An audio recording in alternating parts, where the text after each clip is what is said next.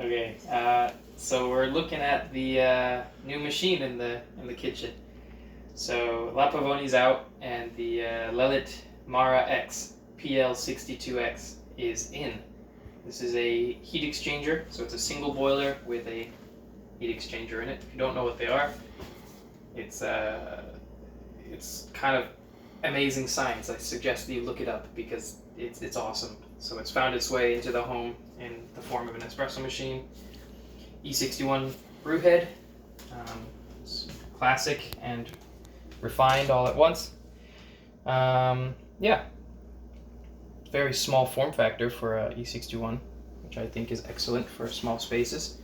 Yeah, so non-burn double insulated steam wand, which I think is awesome because that means you can touch it. Doesn't mean it's not hot, but you won't kill yourself with touching it. And also it doesn't burn milk onto it. You have this gauge here, which is basically a double gauge, which I think is better than machines even higher than, this in price, where you have your tank pressure and your brew pressure, which I think is excellent because, like I said, some machines, $200 more expensive than this, don't even offer that. It's just a boiler pressure, and that's kind of useless because you want to know what kind of pressure you're extracting at. So I think at the moment this is calibrated to be a 10 bar brew pressure, but you can adjust that inside with like a ratchet. Yeah, so we're gonna be making a simple latte. I've been setting up and trying it out, so we're gonna see what we can make. Spouted portafilter. We're going to be using their double basket, kind of classic. So we're going to be aiming for about 16 grams in and then 32 grams out. I don't know if the ratio is right yet, but we're going to keep testing and see what works best. It also comes with a single and a triple, so we can do 20 gram in, 40 gram out, mega extractions. We're using some whole milk by Arethusa Farms. These are a local farm in Litchfield, Connecticut. I was just saying to my dad earlier, I'm not a big crazy proprietor for buying small businesses. Not all the time. I mean, I do support that, of course, but sometimes it's just overpriced for random things. But this is definitely a consumable, which is worth spending your money on, obviously because you support a small business, but also because you get a much higher quality product, which I think is really cool. So going in to the Eureka Mignon Specialita, I'm going to be time dosing. Hopefully we get 16 grams on the head, but you never know. It looks perfect. Been playing around with the grind by time. Put that on here. Got 14.6, 14.5, so we need to actually up that a little bit. We're gonna put this under here and do a manual dose. Let's see what we get. 15.8. I mean, that's pretty close. I mean, you could probably call it at that, but I'm a maniac and I really want that number, so we're gonna go for it. Yeah, okay, 16.2, 16.1. I'll clean this later. I'm just messing around right now. I don't usually drop it on the rubber, but I want to make you guys drink. I don't want to faff about. So I've been tamping on there, but what's cool about this one is if you put it down on the counter, it actually keeps it totally level. So you can tamp. I probably should actually try to tamp not terribly. This is the tamper that comes with the machine, so it's actually really nice. It comes with everything you need to basically make coffee right out the gate. Has a nice wood handle, red.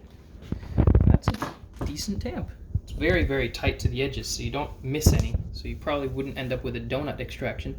There are some fines which aren't perfectly tamped down, but that's, as many of you know, not the end of the world. So we'll lock it in, get the cup underneath with our scale, and go for 32 grams in about 30 seconds if we can, because 16 in, we want a 1-to-2 ratio. So there you go. We're zeroed out. We're going to lift this, which starts the brew, and then hit the timer at once. So ready? Oh, oops, I messed up. Okay, oopsies. So, ready? So we're gonna go for 32 grams in about 30 seconds, or 25 to 30. Have a little bit of a sideways extraction now.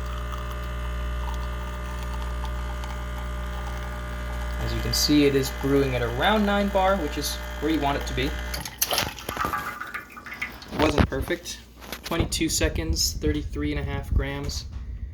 It's not perfect. We're definitely gonna have to work on the grind size. But it definitely smells good. It smells like espresso, as it should.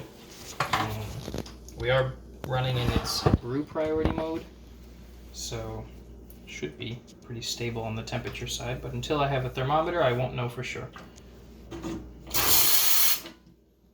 A nice, solid steam, dry steam, which is nice. It's a 2-hole steam tip, and it's incredibly quick. So we're gonna set up. Might want to get in close here and see this whirlpool, if you can. So we're going to get ready just below the surface.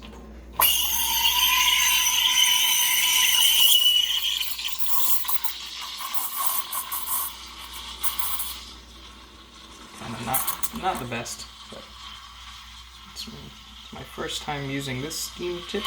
Oh boy, I definitely messed that one up. It's okay. Submerge it. Try to mix it all together. See what you get. Yeah, we're definitely gonna have to practice. There we go. Get a nice little whirlpool going, but I'm afraid it's too late because the milk is already too hot to touch. Turn it off. Purge. Use this. Wipe it off. And like I said, it's dual walled, so actually the milk won't burn, which is very nice. Quick little purges again. This is more like, yeah, not bad. Definitely passable milk. But I'd expect nothing less from a heat exchanger of this caliber. So spin it around. Have a go at making a latte. Oops.